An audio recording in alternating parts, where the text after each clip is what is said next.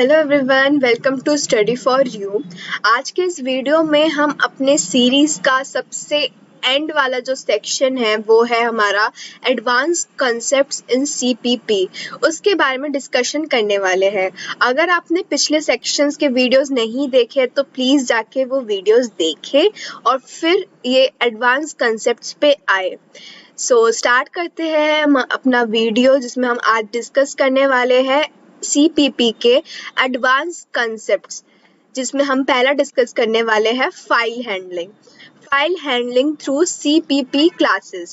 In CPP, the files are mainly dealt with by using three classes: fstream, ifstream, offstream, available in fstream header file. तो इसमें basically हम क्या करेंगे, file handling basically text file से deal करती है, नहीं बाइनरी फाइल से डिलीट करती है, सॉरी बाइनरी फाइल से डील करती है। तो बाइनरी फाइल्स जो है वो हमारे हार्ड ड्राइव में सेव होती है इन बाइनरी फॉर्मेट। हम कैसे इसको एक्सेस करेंगे, फाइल हैंडलिंग को कैसे यूज़ करेंगे यूजिंग सीपीपी क्लासेस, वो हम देखने वाले हैं। इसमें हम मेनली थ्री क्लासेस देखते हैं: एफस्ट्रीम, इफस्ट्रीम और ऑफस्ट्रीम। एफस्ट्रीम, इफस्ट्रीम और ऑफस्ट्रीम के बारे में हम आगे भी अभी देखने वाले हैं।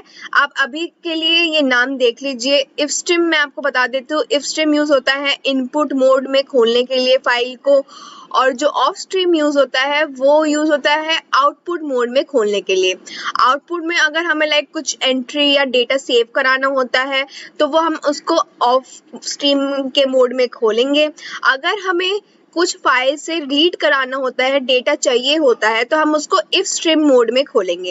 एफ स्ट्रीम में दोनों इंक्लूड हो जाते हैं, जैसे कि इसने कहा available in F stream header file. F stream में दोनों इनपुट और आउटपुट मोड में हम फाइल को खोल सकते हैं। अब यहाँ पे डिस्क्रिप्शन दिया हुआ है जो मैंने आपको एक्सप्लेन किया। Of stream, stream class to write on files. अगर हमें कुछ डेटा फीड कराना होता है फाइल्स में तो हम उसको ऑफ स्ट्रीम मोड में खोलेंगे। If stream, stream class to read from files. इसका मतलब है कि अगर हमें फाइल से कुछ डेटा रीड कराना है, मतलब हमें कुछ डेटा चाहिए, तो हम उसको इफ स्ट्रीम मोड में खोलेंगे। इफ स्ट्रीम मतलब सिर्फ reading mode. Fstream, stream class to both read and write from और to the files. Stream class ऐसा स्ट्रीम क्लास जिसमें हम बोथ रीड और राइट कर सकते हैं। इसमें हमारे दोनों इफ स्ट्रीम और ऑफ स्ट्रीम दोनों इंक्लूड होते हैं एक ही हेडर फाइल के अंदर, वो है हमारा F stream. Opening a file, अब हम एक फाइल को ओपन कैसे करेंगे। हमने देखा कि ऑफ स्ट्रीम और इफ स्ट्रीम मोड में तो खोल लिया, एफ स्ट्रीम तो दोनों ही करता है, लेकिन अब एक फाइल को खोलेंगे कैसे। A file must be opened before you can read from it or write to it. इसका मतलब है हमें किसी भी फाइल पे वर्क करने से पहले उसको ओपन करना ही पड़ेगा। अगर हम उससे कोई डेटा ले रहे हैं, रीड करा रहे हैं, तो उसके लिए भी फाइल पहले खोलना पड़ेगा। अगर हम उस फाइल में कुछ राइट कराना चाहते हैं, मतलब डेटा एंट्री कराना चाहते हैं, तो उसके लिए भी हमें फाइल को पहले ओपन करना ही पड़ेगा। तो इसलिए हम सबसे पहले ओपनिंग ऑफ अ फाइल सीखते हैं। ईदर ऑफ स्ट्रीम और F stream object may be used to open a file for writing, and if stream object is used to open a file for reading purpose only. So हम off stream और F stream object use करके file को पहले open कर सकते हैं, और अगर सिर्फ रीड करना है तो हम अपना इफ स्ट्रीम ऑब्जेक्ट लगा के उसको ओपन करेंगे। तो ये कुछ ओपनिंग मोड्स हैं हमारे जो हम यूज करते हैं एक फाइल को ओपन करने में। उसके बारे में देखते हैं। आईओ स्कोप रेजोल्यूशन कहते हैं इन चार डॉट्स को ऐप। ये हमारा क्या करता है, हमारा अपेंड मोड में खोलता है फाइल को। इसका मतलब क्या है, चलिए देखते हैं।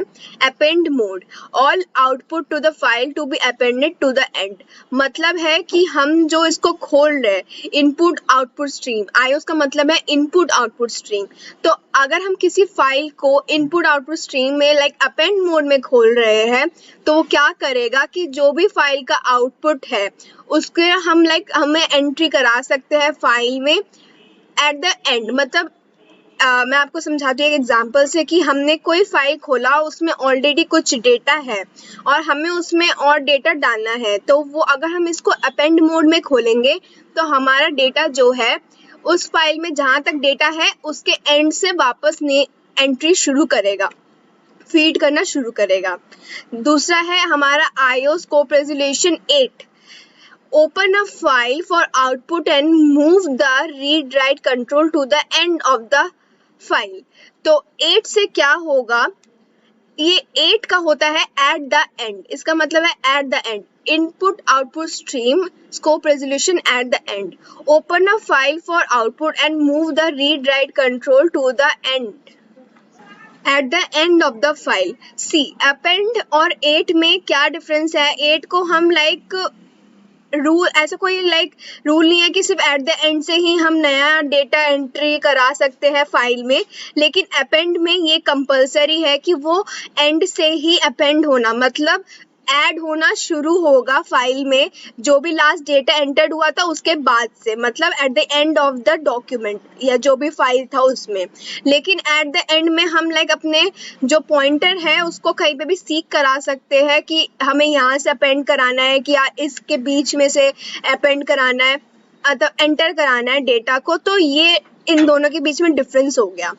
IO scope resolution in, open a file for reading, अगर हमें किसी फाइल को रीडिंग मोड में ओपन करना है तो उसको ओपन करने का ये एक तरीका है, ऐसे लिखेंगे तो हमारा जो फाइल है वो रीडिंग मोड में ओपन होगा। रीडिंग में हम राइट नहीं कर सकते हैं, ओनली फॉर रीडिंग पर्पस, ये याद रखना बहुत इंपॉर्टेंट है कि अगर इन मोड में खोला है मतलब सिर्फ रीडिंग के लिए है, हम उसमें कुछ डेटा एंटर नहीं करा सकते हैं, सिर्फ वैल्यू ले सकते हैं और रीड करा सकते हैं डेटा को। अगला है हमारा IO स्कोप रेजोल्यूशन आउट, अगर इनमें हम रीड करा रहे हैं तो इसका मतलब है कि आउट में मतलब कुछ राइट करा रहे हैं, इसका ऑपोजिट हो गया open a file for writing. हम इसमें इस मोड को यूज करके एक फाइल को राइटिंग मोड में ओपन कर सकते हैं, उसमें कोई डेटा एंट्री करा सकते हैं। IO trunk, IO scope resolution trunk में क्या होता है, ट्रंक का मतलब है ट्रंकेट कर देना। अगर हमारी हम अगर किसी फाइल को ट्रंकेट मोड में ओपन कर रहे हैं तो इसका मतलब क्या होगा कि अगर हमारा फाइल ऑलरेडी एग्जिस्ट करता है, अगर हमारा फाइल एग्जिस्ट करेगा तो वो उसके अंदर का सारा कंटेंट ट्रंकेट कर देगा। ट्रंकेट मतलब उसको जीरो कर देगा और उसको नए सिरे से उसमें हम उसमें एंट्री करा सकते हैं। तो ये कुछ हमारे वेरियस मोड्स थे जिसको हम यूज करके फाइल ओपन कर सकते हैं, इन आउट कर सकते हैं, कुछ एंट्री करानी हो या कुछ रीड कराना हो। तो ये कुछ हम बेसिक हम यूजुअली यूज करते हैं, ये वो वाले मोड्स हैं हमारे। अब हमने जैसे ओपनिंग देख लिया, अब एक बार हम क्लोजिंग ऑफ फाइल देख लिया। सो अब हम देखते हैं अपना क्लोजिंग ऑफ अ फाइल। हमने देखा ओपनिंग ऑफ अ फाइल, अब उसको क्लोज करना कैसे हम करते हैं उसको देखेंगे। When a CPP program terminates it allows flushes all the streams, release all the allocated memory and closes all the opened files, but it is always a good practice that a programmer should close all the open files before program termination। इसमें बताया है कि वैसे तो हमारा जो CPP programme जब terminate होता है, जब हमारा प्रोग्राम खत्म होता है तो ये अपने आप ही सारे सिस्टम को फ्लश करता है, उसको सारे जो हमारे उसके अंदर मेमोरी एलोकेट करे गए थे उसको डी एलोकेट करता है और सारे हमारे जो फाइल्स खुले थे उसको बंद कर देता है ऑटोमेटिकली बाय डिफॉल्ट।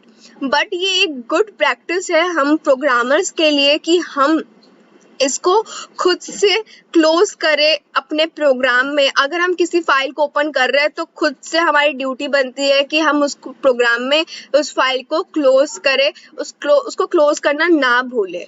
सो ये जस्ट ए गुड प्रैक्टिस है, इसको हमें अपने जब भी हम प्रोग्राम बनाते हैं इसको साथ ही साथ इम्प्लीमेंट करना चाहिए कि अगर हम अपना कोई फाइल ओपन करते हैं तो साथ ही साथ आप उसका एक क्लोजिंग स्टेटमेंट भी लिख दीजिए, जिससे कि आपको याद रहेगा कि अगर मैंने एक ओपन करा है तो लास्ट में हमने क्लोज भी किया है। आप बाद में अगर उसको करना चाहते तो वो भी कर सकते हैं, लेकिन हम अक्सर भूल जाते हैं कि हमने कौन सा फाइल ओपन किया था, क्योंकि बेसिकली क्या है फाइल हैंडलिंग में हम काफ़ी सारे, ऐसा नहीं है कि सिर्फ एक ही फाइल एक टाइम पे ओपन होगी दूसरी नहीं होगी, ऐसा कुछ नहीं है।